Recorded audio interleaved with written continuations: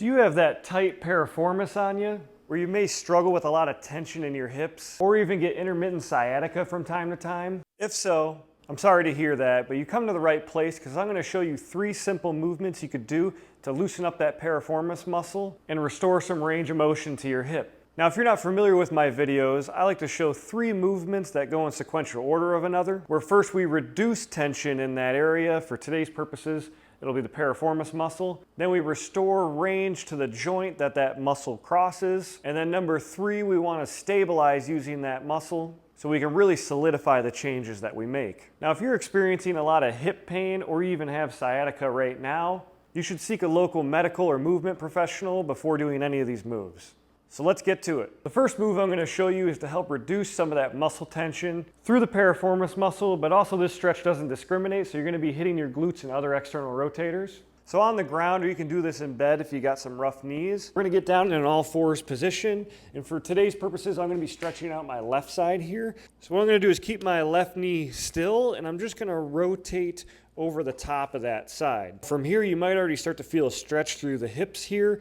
If it's already intense, then this is as far as you're going to go.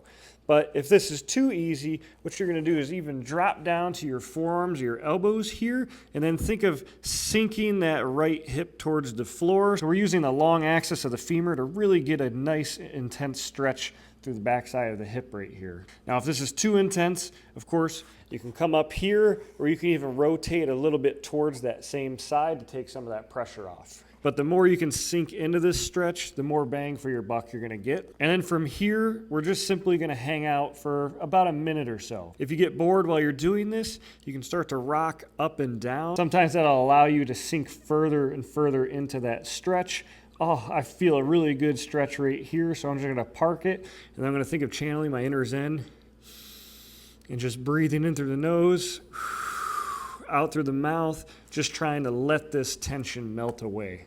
And of course, if both sides are tight, don't discriminate, just go to the other side as soon as you're done. And then you're gonna hang out here for another 60 seconds or so.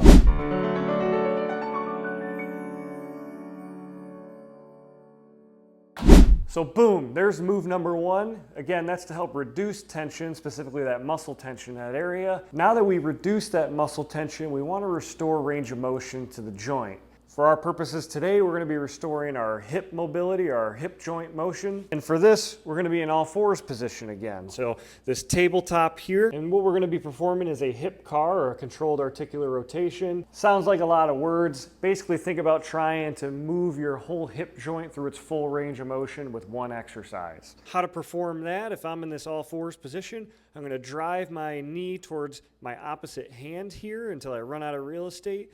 And then I'm going to start to fire hydrant my way out, and then I'm going to start to kick up towards the ceiling. If you can tell, I'm trying not to compensate through the spine at all, just trying to isolate that movement through the hip. Once I feel like I maximize my extension range, I'm going to bring it back up into that flexion. That's half a rep, and then we're going to kick it in reverse. I'm going to kick up towards that ceiling. Again, try not to donkey kick through my spine, and then try to open up to the outside until we get into that fire hydrant type stretch, and then circle it around back to the starting position. There's 1 rep. Now, the biggest thing with this movement is intention. So turtle wins the race with this one. You're not just trying to do a bunch of hip circles. We really want to maximize and carve out that range of motion. So for that purpose, we're only going to do a good 3, maybe 5 repetitions if it's super tight.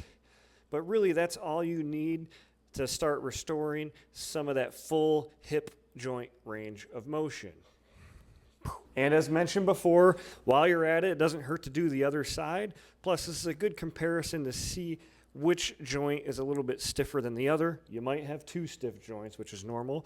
But if you notice one side's a lot stiffer, you might want to add a few extra repetitions to that side to start balancing things out. Boom. So there's move number 2, which is to restore that joint range of motion. So now that we've reduced that tension, restored that motion, now we need to reinforce with stability. For this move, again, I'm focusing heavy on my left side for demonstration purposes. We're going to get down in what we call a low oblique sit position. So if I'm lying on my side here, I'm just going to come up to my elbow or my forearm, pack my shoulder down so it's nice and stable. And then from here, we're gonna be just doing some hinging at the hip. So I'm gonna pretend my bottom side hip here is a door hinge, and I'm trying to rotate my torso over the top until I get a big stretch through the back side of my hip, and then I'm gonna drive my knee into the ground to rotate my torso back up. Not a ton of movement with this one, but you'll be surprised at how much you can feel your glutes, your piriformis, and all those external rotators starting to work. Really trying to build up that stability and awareness to that area.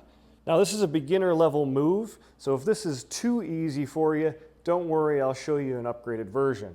If this was difficult or just right, you're gonna do a good 10 to 15 reps. And of course, you can do the same thing on the other side. But for you advanced individuals, let me show you how to take it up another level. From here, we're gonna initiate that hip hinge until I run out of real estate. Then I'm gonna drive my knee into the ground to help bring my body up into like this star position, as we call it. Then we're gonna slowly sit back, really forcing that hip to have to stabilize until we get back to the ground and then open back up. There's one repetition. From the bottom up view, what we're doing is we're rotating at the hip, driving that knee into the ground, bringing hips up and through into this star position.